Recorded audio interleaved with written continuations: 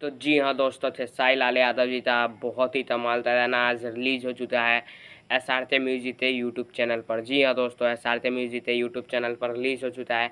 गाने का नाम है दोस्तों रे नीलुआ तोरा पिलुआ परी। जी हाँ दोस्तों, नीलुआ तोरा पिलुआ परी गाने का नाम है। गाने तो श्याम देहाती जी ने लिखा है, गाने में म्यूजिक आ रहा है शर्मा जी का है। गाने तेरे दोस्तों बात करें गाने तो खेसारी लाल यादव जी ने गाया है। इसका ऑडियो 3 से 4 महीने पहले आया था, लेकिन आज वीडियो आया है काफ़ी दिनों बाद।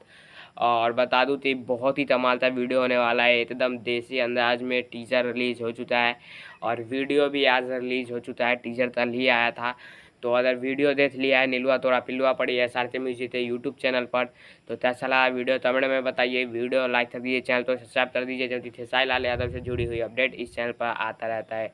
तो मिलता हूँ किसी नए वीडियो में नए टॉपिक के साथ। तब तक के लिए जय हिंद, जय भारत। अपना ख्याल रखें, सेफ रहे, स्टे होम स्टे सेफ। जय हिंद।